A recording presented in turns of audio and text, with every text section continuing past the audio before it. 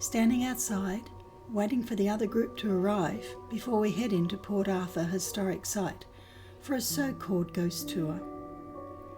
It's a moonless night, no stars to be seen, only a thick cloud cover which is being swallowed up by the darkness. While I am standing here feeling excited and yet nervous, a chill seeps into my bones, almost as if ghostly icy fingers are touching my skin. I'm starting to freak myself out now. Get it together. There is no such thing as ghosts, right? I'm really starting to feel uneasy about this now. Maybe I should tell my family to leave it and come back during the day instead. Hubby nudges me and asks, "Are you scared?" and snickers at the same time. No, I'm not scared, not at all. I just want this tour to start so we can go somewhere warmer. He laughs and rolls his eyes. My daughter is very quiet. She hasn't said a word since she got here. Maybe she's feeling uneasy as well. "Are you okay?" I ask her.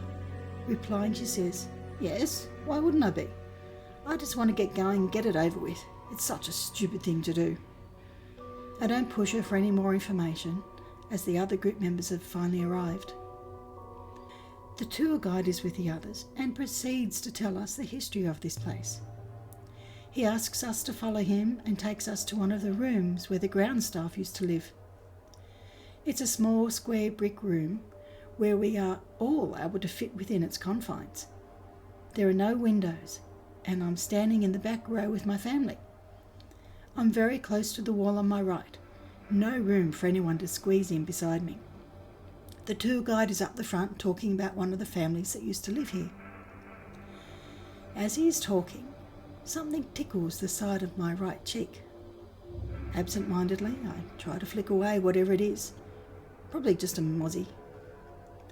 Continuing to listen to the story, I feel the touch again, but this time it feels like a cold touch to my cheek, as if someone or something has placed their cold hand on my face. A shiver runs down my spine and my entire body goes cold, and I'm covered in goosebumps. I'm frozen on the spot. I have to be imagining this. This can't be happening. I look around to see if there's anyone standing behind me. No one's there. I'm so close to the wall, my side is touching it, so no one can squeeze in beside me. Not anyone solid, that is. Then suddenly, the soft, gentle touch isn't quite so gentle anymore. I am pushed from behind and almost fall onto the person in front. Hubby grabs onto my arm, stopping me from falling, and whispers, "What are you doing? You nearly fell onto that man." I look at him and he sees panic in my eyes. Once again he whispers, "What's wrong? Are you okay?" I quietly say, No, I'm not okay. Someone or something just pushed me from behind." He looks behind us, seeing no one there. "How can someone push you when there's no one behind you?" I don't answer him straight away. I just have to get out of here. I grab hold of his hand and pull him close and say, "I need to get out of this room now." He doesn't argue. We tap our daughter on the shoulder, telling her we're going outside. She gives us a questioning look and follows us out the room.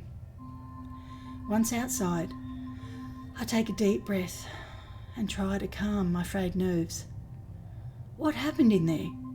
"I think your imagination is getting the better of you," hubby says. I knew there was no point in trying to explain what I felt, as I knew he wouldn't believe me. Even I struggled to understand it. Standing outside in the chilly night air, the others come out of the room with the tour guide coming up behind them. He says, "Follow me. I'm going to take you to another room. Please be careful on the steps. They can get quite slippery. We're going down to the dungeon." He smiles and starts walking towards the area. I instantly got the feeling that this is a no-go zone. I really don't want to go, but everyone made their way towards the stairs and pushed me along. As I was descending the steps, each step I took made me feel uneasy. I don't want to go in there. It doesn't feel right. It's a tiny, square, old brick room with a cement slab in the centre. Everyone's surrounded it. I can smell mould and dust and a smell I can't quite place. It reminds me of a hospital. I stay close to the door. I'm not going near that. Hubby tries to pull me in further. I don't budge. I give him the "don't mess with me" look. He just shrugs, turns around and listens to the tales the guide is telling us. Suddenly, I start to feel physically ill. I can feel the bile clawing up into my throat. I run out of the room, almost flying up the stairs, heaving, wanting to vomit, but nothing would come. Just dry reaching. Leaning over with my hands on my knees, taking in deep breaths, trying to keep myself from vomiting and to keep calm. Oh, it's okay. Just breathe. Just breathe. I have never felt such suffocating, horrible energy before. It feels like something evil is clawing at my soul, trying to get to my life source, trying to eat me from the inside out. I was not prepared for this, but who would be? And I know no one will believe me. But I know deep down, I will never, ever step foot into that room again. My family came out of the room completely unaware of the negative energies. I explained what happened and how I had to get out of there. Surprisingly, they don't laugh, but show concern. Oh, I really must look scared, or maybe they think I've lost my mind. Everyone came out of the dungeon, and we made our way towards the entry. But of course, we have to stop by some old gravestones along the way. As I'm walking along the path, I notice a white female shape near one of the headstones. Blinking a few times, trying to clear my vision, and hoping not to see the figure again, I open my eyes. No such luck. She's looking right at me. I can see right through her, even though it looks like she's wearing an old-fashioned white nightie. Whilst looking at me, slowly, she disappears. Okay, that's it. I'm out of here. No more. There is absolutely no point in telling my family what or who I just saw. Finally, the tour is ending and the tour guide asks, "So, did anyone see or feel any ghosts?" He looks right at me and smiles. I don't say a word, but he knows. As we walk out of the Port Arthur historic site, I say, "Well, I will not be coming back here ever again."